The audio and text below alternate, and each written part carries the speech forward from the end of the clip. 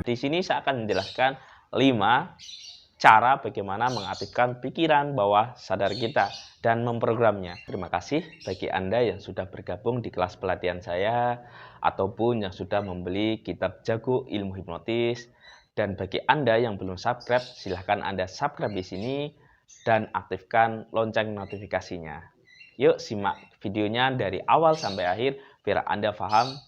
Saya Yusuf Aditya, founder dari Padepokan Ilmu Hipnotis. Dalam pelatihan saya, baik ilmu hipnotis, ilmu hipnoterapi, ilmu gendam, dan ilmu daya batin, saya mengajak peserta untuk memaksimalkan seluruh potensi yang ada di dalam dirinya, digunakan untuk berbagai hal. Seperti yang saya singgung di awal tadi, bagaimana cara mengaktifkan kekuatan pikiran bawah sadar.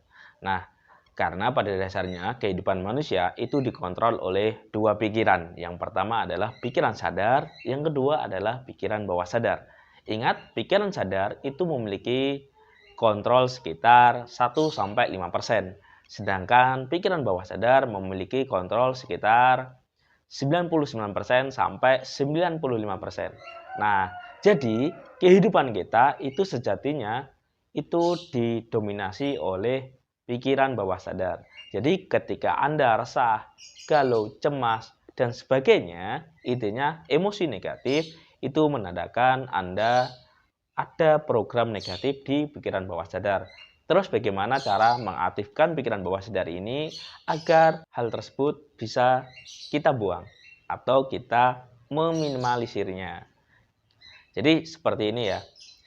Terkadang kita lihat di suatu perusahaan agar salesnya meningkat penjualannya biasanya didatangkan oleh orang motivator. Nah, itu merupakan juga bagaimana cara mendongkrak agar salesnya menjadi penjual yang hebat.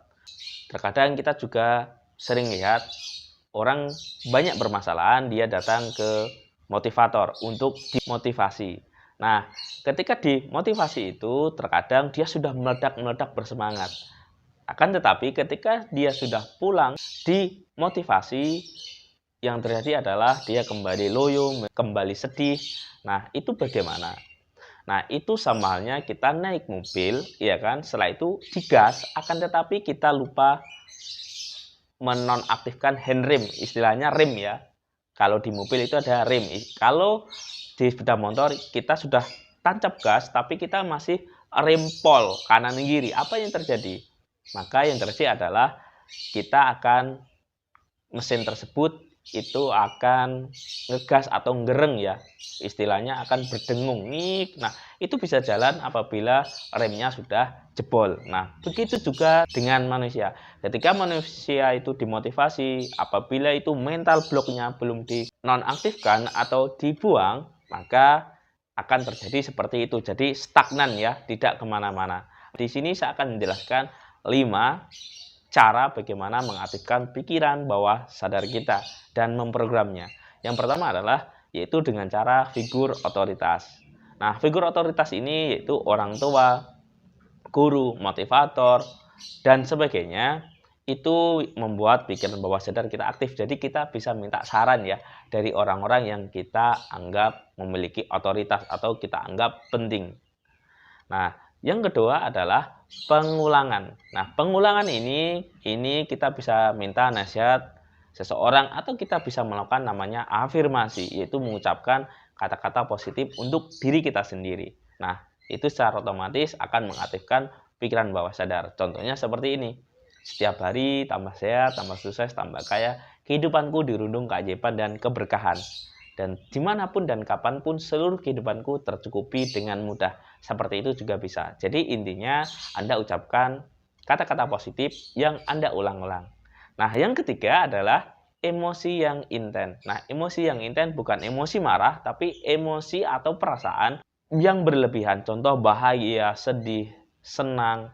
Itu kalau berlebihan biasanya kita akan mengakses memori tertentu, misal kesedihan, kegalauan, atau rasa bahagia. Nah, waktu seperti itu Anda bisa niatkan kalau ada emosi negatif, Anda niatnya melepaskan.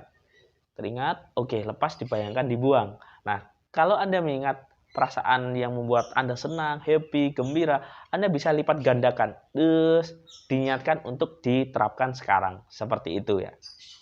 Itu namanya teknik emosi inten. Terus yang keempat ada yang namanya identifikasi kelompok. Nah, identifikasi kelompok ini tentang pergaulan ya, lingkungan atau orang-orang yang mempengaruhi. Nah, ini bisa Anda pilih ya, karena kita boleh berteman dengan siapapun.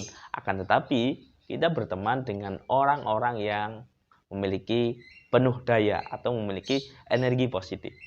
Terus yang kelima yaitu dengan relaksasi pikiran atau tepatnya di sini belajar tentang hipnotis. Nah, di belajar ilmu hipnotis ini Anda akan diajarkan bagaimana memprogram pikiran Anda atau Anda bisa relaksasi, entah itu meditasi, sholat, Anda rekreasi dan sebagainya. Itu namanya relaksasi. Tapi di sini saya tekankan yang saya gunakan lebih ke ilmu hipnotis yaitu hipnoterapi, yaitu membantu klien saya atau diri saya sendiri dengan melakukan self hypnosis, yaitu untuk memprogram pikiran bawah sadar saya dan membuang mental block yang ada di dalam diri saya.